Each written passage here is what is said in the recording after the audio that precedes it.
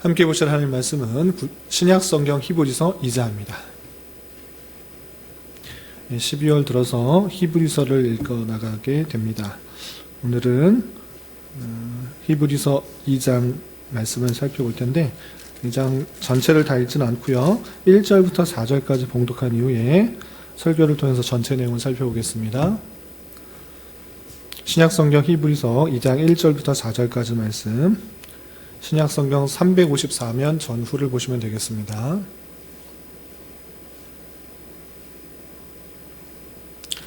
함께 봉독합니다. 그러므로 우리는 들은 것에 더욱 유념함으로 우리가 흘러 떠내려가지 않도록 함이 마땅하니라. 천사들을 통하여 하신 말씀이 견고하게 되어 모든 범죄함과 순종하지 아니함이 공정한 보응을 받았거늘 우리가 이같이 큰 구원을 등한히 여기면 어찌 그 보응을 피하리요. 이 구원은 처음에 주로 말씀하신 바요 들은 자들이 우리에게 확증한 바니 하나님도 표적들과 기사들과 여러 가지 능력과 및 자기의 뜻을 따라 성령이 나누어 주신 것으로서 그들과 함께 증언하셨느니라. 아멘. 잘 오셨습니다. 추운 날씨에도 불구하고 이 자리에 나오신 여러분들 위해 하나님의 크신 은혜가 함께하기를 진심으로 기원합니다. 이제 12월은 공동서신의 말씀을 읽어나갑니다. 신약성경 중에 서신서는 크게 바울서신과 공동서신을 나눌 수 있는데 바울이 쓴 서신을 바울서신이라고 하고 그 외에 다른 기록자가 쓴 것을 공동서신이다라고 합니다. 그럼에도 불구하고 히브리서는 공동서신에 포함되어 있지만 그 기록자를 우리가 잘 추적해 보면 바울에 썼다라는 것을 우리는 공부할 수 있었습니다. 오늘은 히브리서의 내용 중에서 2장을 살펴볼 텐데 히브리서의 간단하게 히브리서를 간단하게 개요를 살펴보고 오늘 말씀 읽기 본문인 히브리서 2장을 내용을 통하여서 교훈받는 시간을 갖도록 하겠습니다. 우선 일반 개요를 보시면 기록자는 사도 바울이라고 되어 있습니다.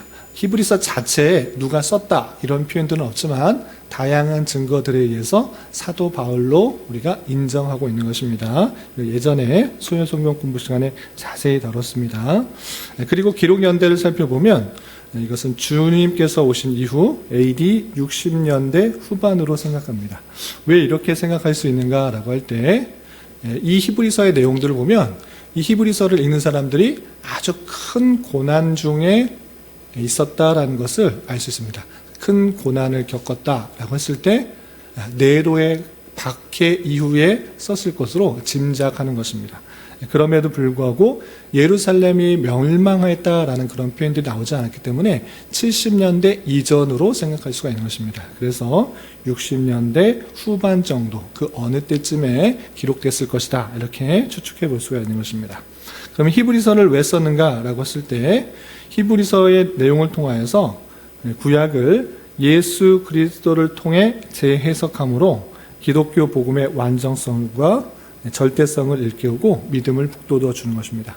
쉽게 말해서 구약 성경에 예표되고 있는 그 내용들이 예수 그리스도로 어떻게 이루어졌는지 그것을 잘 설명함으로 말미암아 이 히브리서를 읽고 믿음을 더욱더 굳게 갖고 또 구원이 하나님께서 우리에게 주신 것이다 라는 것들을 잘 깨닫고 믿음이 더욱더 굳건하게 설 수 있도록 하는 목적을 가지고 있는 것입니다. 그리고 우리가 히브리서 2장을 읽는데 1장에는 어떤 내용들이 나오는가 라고 했을 때 옛날에는 하나님께서 다양한 방법으로 그 뜻을 계시하셨지만 예수님께서 오신 이후로는 예수님 통하여서 말씀하신 것을 우리가 받는 바다라는 그 말씀을 하실 뿐만 아니라 천사보다 훨씬 더 뛰어난 그리스도에 대해서 말하고 있는 것입니다. 그때 당시에 예수님을 물론 알고 깨달았지만 천사를 숭배하는 사람들이 많았기 때문에 천사는 예수님과 비교해서 훨씬 더 못 미치는 자이고 천사들은 예수님과 또 믿는 자들을 섬기라고 보내신 자이기 때문에 천사를 숭배하는 것이 아니라 예수 그리스도만을 온전히 섬겨야 될 것을 1장에 말해주고 있는 것입니다. 그리고 나서 2장에 이런 표현들이 있는데 2장의 내용을 좀 살펴보도록 하겠습니다. 2장은 총 1절부터 17절까지 되어 있는데 크게 세 부분을 나누면 1절부터 4절과 5절부터 10절 그리고 11절부터 17절까지로 나눌 수 있습니다. 이해를 돕기 위해서 나눠본 것입니다. 그럼 1절부터 4절까지는 어떤 내용들이 있는가라고 할 때 말씀에 불순종하는 것에 대해서 엄하게 경고하고 있습니다. 어떻게 되어 있느냐 내용을 좀 자세히 살펴보면 1절에서 보시면 말씀을 듣는 자가 어떠한 자세로 들어야 되는가 그것을 이렇게 표현하고 있습니다. 우리 1절 말씀 같이 한번 읽어보겠습니다. 시작. 그러므로 우리는 들은 것에 대하여 더욱 유념함으로 우리가 흘러 떠내려 가지 않도록 함이 마땅하니라. 말씀을 들을 때 자세가 아주 잘 드러나고 있습니다. 이미 들은 것에 대해서 잘 유념해라, 잘 생각해라, 잘 기억하라. 그렇지 않으면 흘러 떠내려 가게 된다. 그러니까 말씀을 들었던 것을 떠내려 가지 않도록 하기 위해서 어떻게 해라? 더욱더 유념하라. 계속적으로 생각해라. 그것이 말씀을 듣는 바른 자세다라고 알려주고 있는 것입니다. 또한 2절부터 4절까지는 큰 구원, 주님께서 우리에게 큰 구원을 주셨는데 우리가 받은 구원에 대해서 잘 생각하지 않고 등한히, 업신, 가볍게 여기는 것은 안 된다. 그것이 어떤 의미를 갖고 있는지 잘 알아야 된다라고 이렇게 강조하고 있습니다. 2절부터 4절 같이 한번 읽어보겠습니다. 시작. 천사들 통하여 하신 말씀이 견고하게 되어 모든 범죄함과 순종하지 아니함이 공정한 보응을 받았거늘 우리가 이같이 큰 구원을 등한히 여기면 어찌 그 보응을 피하리요. 이 구원은 처음에 주로 말씀하신 바요 들은 자들이 우리에게 확증한 바니 하나님도 표적들과 기사들과 여러 가지 능력과 및 자기의 뜻을 따라서 성령이 나누어 주신 것으로서 그들과 함께 증언하셨느니라 했습니다. 너희들이 받은 것 구원이다. 그런데 그 구원은 가볍게 여길 것이 아니다. 큰 구원이다. 그것을 가볍게 여기고 헛되이 여기면 하나님께서 그것에 대해서 보응하셨다. 그러므로 말미암아 그 구원을 등한히 여기지 말고 보응을 피하라. 이렇게 표현하고 있습니다. 우리가 받은 것은 예수 그리스도로 말미암아 얻게 된 놀라운 은혜이기 때문에 그것이 그냥 주어졌다. 그냥 하나님께서 주어졌기 때문에 난 아무런 할 필요가 없다. 이런 식으로 가볍게 여기거나 등한시 여기거나 업신 여기지 말고 그것에 대하여 참으로 감사하는 자세를 가져야 된다. 이렇게 표현하고 있는 것입니다. 그것이 성도로서 마땅한 자세다라고 알려주고 있습니다. 그리고 이어서 왜 그게 큰 구원인지에 대해서 자세히 설명하고 있는 것입니다. 그것은 우리가 그냥 믿음으로 말미암아 구원을 받았다고 했을 때 아무런 한 것이 없어서 그냥 별로 값이 없어 보이는 것 같아 보입니다. 그렇잖아요? 내가 믿음으로 구원받았다. 내가 천국 가는 것, 내가 구원받는 것, 내가 영생을 얻는 것, 그것은 그냥 믿음으로 되었기 때문에 예수 그리스도를 믿는 것으로 되었기 때문에 아무런 가치가 없는 것 같아 보입니까? 아닙니까? 마치 그렇게 쉽게 등한히 업신 여기기가 쉬운데 그런 거 절대 아니다. 이렇게 표현해 주고 있는 것입니다. 그러면 그것이 왜 그렇게 큰 구원이고 우리에게 계속적으로 큰 감사로서 계속적으로 유념해야 될 그런 가치 있는 내용들인가? 이것을 바울은 다음과 같이 설명하는 것입니다. 그것은 주님께서 이 땅에 오셨고 고난을 받아서 이루어낸 것이다. 그런데 그 고난을 받으신 분이 누구시냐? 하나님과 동등된 그 놀라운 분이시다. 천사보다도 훨씬 높고 모세보다도 훨씬 크신 그분이 우리의 구원을 위해서 이 땅에 오셨고 구원을 위해서 갖은 고난과 순환과 모욕을 당하신 분이시다. 그러니 이것을 가볍게 여기지 말고 참으로 기쁨과 감사로 여겨야 된다라는 것들을 이렇게 쭉 표현하고 있는 것입니다. 제가 요약해서 말씀드렸는데 내용들을 조금씩 살펴보겠습니다. 5절부터 10절까지는 예수님께서 이 땅에 오셔서 갖은 순환을 당하신 이유, 모욕을 당하시고 고통과 고난과 또 어려움을 당하신 이유에 대해서 쭉 설명하고 있습니다. 먼저 6절부터 8절까지는 그것이 어쩌다 보니까 예수님께서 고난당하신 것이 아니라 성경에 이미 기록되어 있다. 고난당하시러 이 땅에 오실 것을 미리 다 예언되고 있다라고 표현하고 있는 것입니다. 내용들이 많지만 대표적인 구절로서 시편 8편 4절의 내용들을 근거로 해서 주님께서 천사보다도 훨씬 더 크시고 모세보다도 뛰어나신 분이신데 그분께서 잠시 동안 천사보다 못한 것 같은 모습으로 이 땅에 오셨다라는 것을 이렇게 표현하고 있습니다. 7절만 보도록 하겠습니다. 7절 말씀 같이 한번 읽어보겠습니다. 시편 8편 4절을 인용한 글인데 7절 함께 봉독합니다. 시작. 그를 잠시 동안 천사보다 못하게 하시며 영광과 존귀로 관을 씌우시며 그를 잠시 동안 천사보다 못하게 하셨다. 여러분들 성경에도 약간 들여쓰기가 되어 있나요? 그렇죠. 들여쓰기가 되어 있잖아요. 이것은 인용했다라는 그런 뜻입니다. 인용했다라는 뜻인데 이건 시편 8편 4편 거기 각주를 보시면 시편 8편 4절을 인용했다라고 되어 있습니다. 그 구약에 예언되었던 거 잠시 동안 천사보다 못하게 하셨다. 주님이 훨씬 더 크신 분이신데 사람의 모습으로 오셔서 이 땅의 다양한 고난과 고통을 겪을 수밖에 없는 모습으로 조금 못하게 된 모습으로 오셨다라고 미리 예언되어 있던 것이다. 주님께서 이 땅에 오셔서 순환받게 된 것은 다 예언되어 있던 것이다. 잠시 동안 천사보다 못하게 하신 것이라고 예언되어 있는 것이다 라는 것입니다. 우리가 하나님이 이 세상보다 훨씬 더 크신 분이신데 사람의 몸을 입고 오신다라는 것, 오늘같이 추우면 추위를 견뎌야 되고 배가 고프면 배고픔을 견뎌야 되고 또 여러 가지 환경과 여건에 부딪히고 또 고난을 느껴야 되는 그 모습, 잠시 동안 천사보다 못한 모습들로 왜 오셨는가? 도대체 왜 오셨는가? 그것은 구약에 예언된 것들이 실현되었다라는 것을 먼저 말한 이후에 그리고 그 모든 순환을 받으신 이후 그것을 9절에 이렇게 표현하고 있습니다. 좀 건너뛰어서 9절 말씀 같이 한번 읽어보겠습니다. 시작. 오직 우리가 천사들보다 잠시 동안 못하게 하심을 입은 자 곧 죽음의 고난을 받으심으로 말미암아 영광과 존귀로 관을 쓰신 예수를 보니 이를 행하심은 하나님의 은혜로 말미암아 모든 사람을 위하여 죽음을 맛보려 하심이라.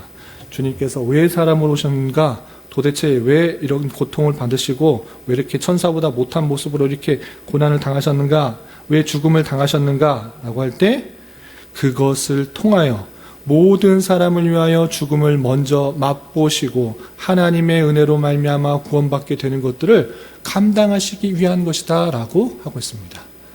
주님께서 이 모든 것들을 경험하심으로 말미암아 우리가 그것을 이룰 수 있다라는 것을 알려주기 위해서 주님께서 순환당하셨다 이렇게 표현하고 있는 것입니다. 그리고 10절에는 이런 표현도 있습니다. 10절 계속해서 읽어보겠습니다. 시작. 그러므로 만물이 그를 위하고 또한 그로 말미암은 이가 많은 아들들을 이끌어 영광에 들어가게 하시는 일에 그들의 구원의 창시자를 고난을 통하여 온전하게 하심이 합당하도다.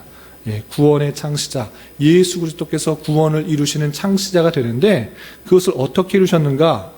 고난을 통하여 온전하게 하신다. 그가 고난당하지 않으면 우리의 죄 도대체 누가 당할 것인가?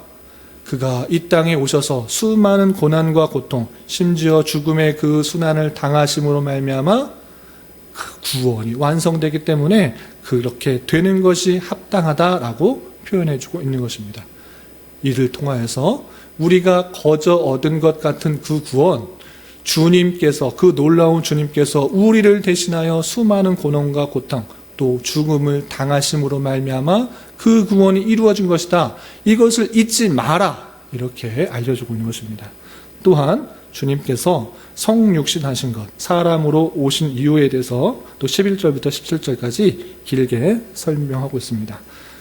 그런 그 말씀 중에 먼저 11절부터 12절까지는 내 형제에게 주의 이름을 선포하라는 그 말씀을 이루시기 위해서 형제에게 말씀을 선포한다.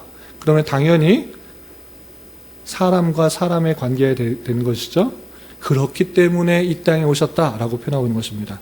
어떤 구절을 인용하고 있는가? 우리 12절 말씀 같이 한번 읽어보겠습니다. 시작. 이르시되 내가 주의 이름을 내 형제들에게 선포하고 내가 주를 교회 중에서 찬송하리라 하셨으며, 여기도 들여쓰기 되어 있죠. 예, 이것은 무엇이라는 뜻입니까? 인용하였다. 각 주의 내용을 보시면 10편, 22편, 22절에 이런 내용이 있는데 이것을 이루시기 위해서 성육신하신 것이다 라고 있습니다. 10편, 22편 22절에 뭐라고 되어 있습니까? 내가 주의 이름을 내 형제들에게 선포하고, 내가 그 인간들에게 선포하고가 아니라 형제들이라고 표현하고 있습니다. 형제들이면 당연히 사람과 사람이 되어야 되는 것입니다. 그렇기 때문에 이 땅에 사람의 모습으로 오셨고 그 택하신 백성들을 형제처럼 여겨주신다, 이렇게 생각해야 될 것이고, 그 형제에게 복음을 전파하는 그 내용을 이루시기 위해 성육신하셨다, 이렇게 표현하고 설명하고 있는 것입니다. 또한 13절부터 15절까지는 성육신하셔서 마귀의 권세를 멸하고 죽음의 종로로 탄 자들을 놓아주게 하기 위해서 오셨다, 이렇게 표현하고 있습니다. 아주 중요한 구절이니까 여러분들 그 갖고 있는 펜 있으세요? 형광펜이나 이런 것들로 14절, 15절 밑줄 쳐놓으시기 바랍니다. 동그라미나 밑줄 쳐놓고 잘 외워두시기 바랍니다. 우리 14절, 15절 같이 한번 봉독하겠습니다. 시작. 자녀들은 혈과 육에 속하였음에 그도 또한 같은 모양으로 혈과 육을 함께 지니심은 죽음을 통하여 죽음의 세력을 잡은 자, 곧 마귀를 멸하시며 또 죽기를 무서워하므로 한평생 매어 종로로 타는 모든 자를 놓아주려 하심이니. 무슨 뜻인지 이해가 되십니까? 우리가 혈과 육에 속했습니다. 육신을 가지고 있는 자입니다. 그런데 예수님도 또한 같은 모양으로, 똑같은 모양으로 성육신하신 이유가 무엇이냐? 혈과 육을 함께 지니시는 이유가 무엇이냐? 거기다가 꺽쇠 쳐놓고 동그라미를 쳐놓고 별표를 쳐놓으시고 아주 잘 보시기 바랍니다. 왜 주님께서 성육신하셨는가? 죽음을 통하여 죽음의 세력을 잡은 자 곧 마귀를 멸하시며, 마귀는 무슨 세력을 갖고 있습니까? 죽음의 세력. 하나님과의 관계를 끊어뜨려 죽음으로 나오는 그 사망의 권세를 갖고 있는 것입니다. 그런데 그 사망의 권세를 깨뜨리시기 위해 이 땅에 오신 것이다. 너가 지금 모든 인간들을 사망으로 만들어뒀냐? 죄가 이 땅에 들어오게 해서 모든 사람을 하나님과의 관계를 끊어놓고 그 자신의 욕심대로 살아서 하나님의 율법을 완성시키지 못하여서 죽음 가운데, 사망 가운데 이르렀느냐? 그 사망 권세 내가 깨뜨리겠다. 누구를 통하여? 예수 그리스도를 통하여. 예수 그리스도께서 이 땅에 오셔서 사람의 모습으로 오셔서 사망의 권세를 끊어뜨림으로 그 마귀의 권세를 없애기 위해서 이 땅에 오셨다, 이렇게 말해주고 있는 것입니다. 그러므로 말미암아 예수님께서 십자가에 달려 돌아가시고 끝나가신 것이 아니라 며칠 만에 부활하셨습니까? 3일 만에 부활하신 것입니다. 사망 권세를 깨뜨리신 것입니다. 이제 사단의 마귀의 권세는 힘이 없는 것입니다. 그러므로 말미암아 우리는 어떤 은혜가 있는가? 15절 다시 한번 크게 읽어보겠습니다. 시작.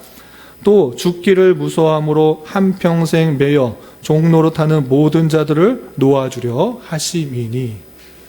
우리는 사망 권세를 이긴 자입니까? 아닌 이긴 자입니까? 이긴 자인 것입니다. 사망 권세가 우리를 억누를 수 있다, 없다? 없다. 이 사실을 굳게 아는 것이 중요합니다. 모든 사람들은 내가 죽으면 어떨까? 나는 죽으면 안 돼. 죽지 않기 위해서 발버둥을 치고 살아남기 위해서 애를 쓰지만 우리는 그 사망 권세를 깨뜨리신 주님을 믿음으로 말미암아 우리는 영생을 가진 자로서 살아가는 것입니다.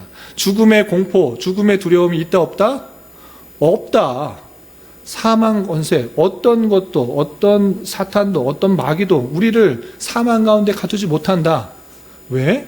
이 세상의 끝이 아니라는 것을 알고 우리가 육신에 죽으면 영원한 천국에서의 삶이 있다는 것을 알기 때문에 그 죽음조차도 두려워하지 않는다는 것을 깨닫는 것입니다.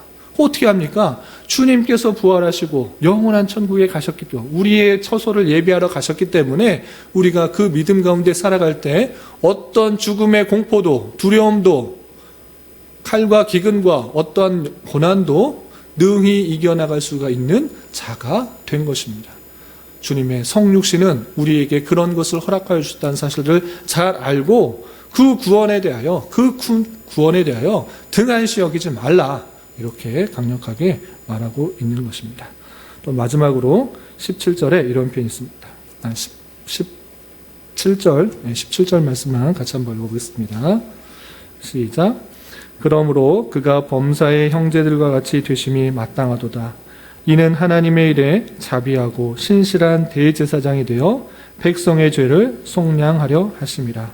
형제들과 같이 되심, 사람과 같이 되심, 성육하신 된 것이 마땅하고, 왜 이렇게 된 것이냐?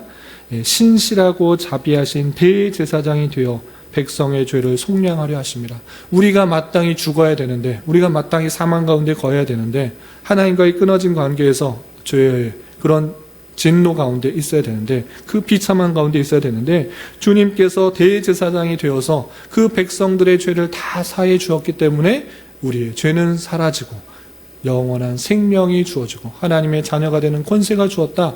이것이 놀라운 우리가 받은 큰 구원이다, 이렇게 표현하고 있는 것입니다.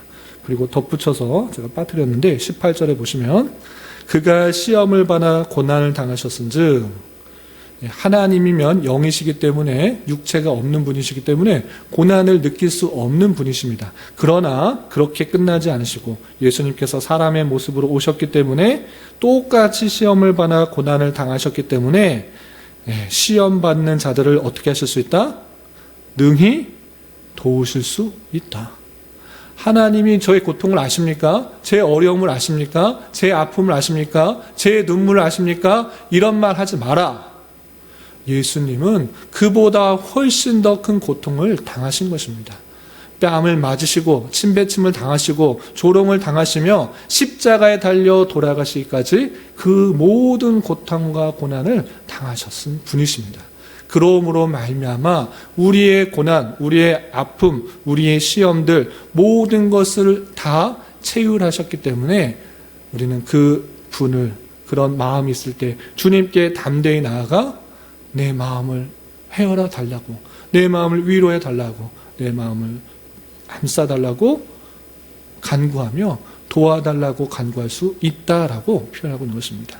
그것이 성육신, 그리스도의 성육신의 목적이다.